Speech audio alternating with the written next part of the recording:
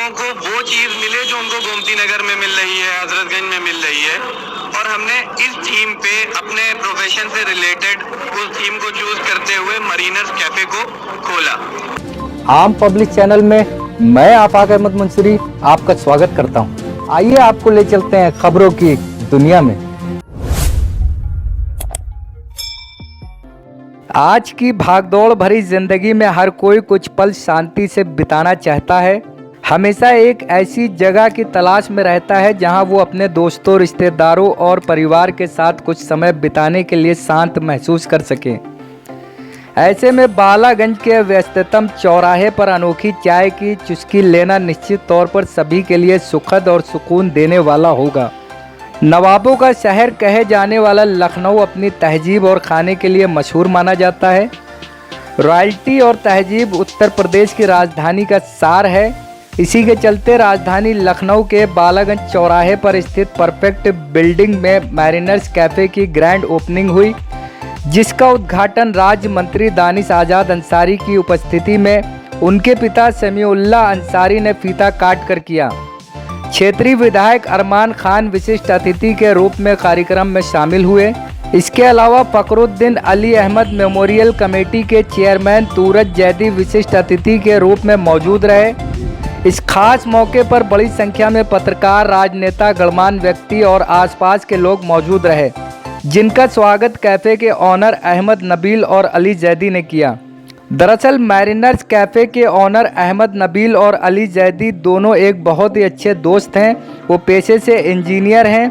दोनों ने अपने पेशे की विशेषज्ञता और उसके प्रचार प्रसार को ध्यान में रखते हुए इस कैफ़े की शुरुआत की है। उन्होंने कहा कि किसी और के लिए काम करने की तुलना में अपना खुद का व्यवसाय चलाना एक बेहतर विचार है।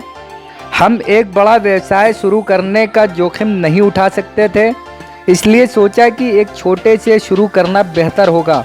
उन्होंने कहा कि चाय विभिन्न प्रकार की होती है, जिसमें मुख्य रूप से मैरिनर्स स्पेशल चाय, पान चाय, रोज चाय, अदरक चाय, चॉकलेट चाय, इलायची चाय, ईरानी चाय आदि ग्राहकों की सुविधाओं को ध्यान में रखते हुए सस्ते दामों पर उपलब्ध है। इसके अलावा फास्ट फूड आदि अन्य सामान भी उपलब्ध कराया जाएगा।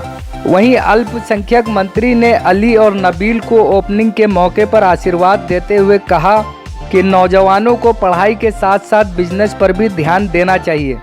दानिश आज़ाद अंसारी ने कहा कि ये बीटेक एमटेक पूरा करने वाले इंजीनियरों ने स्टार्टअप शुरू किए हैं, जो एक प्रतिबिंब है कि शिक्षा न केवल नौकरी पाने के लिए बल्कि खुद का व्यवसाय शुरू करने के साथ साथ दूसरों को रोजगार के अवसर प्रदान करने के लिए भी किया जा सकता है।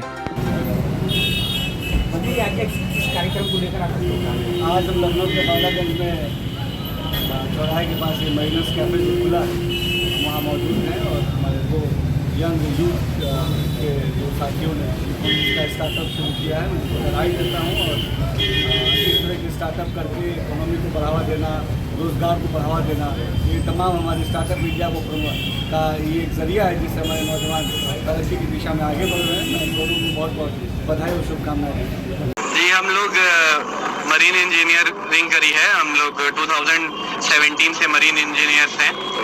तो आफ्टर कंप्लीटिंग मरीन इंजीनियरिंग हम लोगों को ऐसा फील होने लगा कि हम लोग अपने एरिया में से इतना दूर दूर जाते हैं, इतनी दूर दूर जगह जानी पड़ती है, तो why not we start something जो कि लोगों को वो चीज़ मिले जो उनको गोमती नगर में मिल रही है, हजरतगंज में मिल रही है। और हमने इस थीम पे अपने प्रोफेशन से रिलेटेड उस थीम को चूज करते हुए मरीनर्स कैफे को खोला।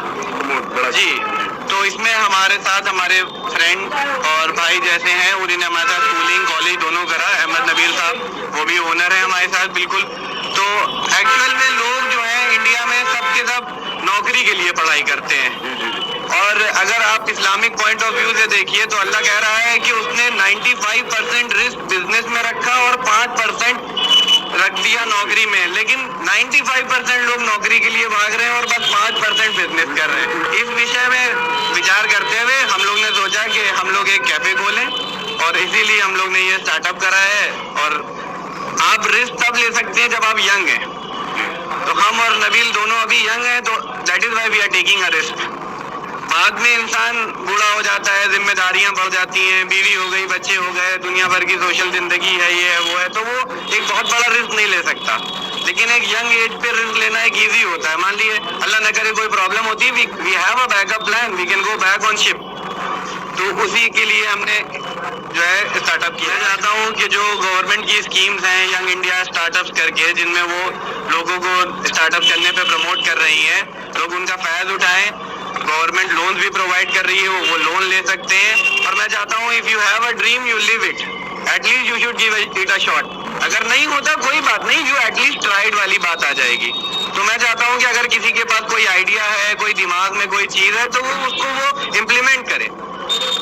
क्योंकि every big idea that started yesterday was in a gutter. जो आज बहुत बड़ा एक आइडिया, एक स्टार्टअप बन गया, आप MBA चाय वाला को देख सकते हैं, या आप शुगर की कंपनी की ओनर को देख सकते हैं। तो ये बहुत बड़े लोग नहीं थे, ये हमारे और आपकी तरह कल एक छोटा छोटा स्टार्टअप करा, but they had some passion in them, they had some will to do it, and that is why they are successful entrepreneurs now.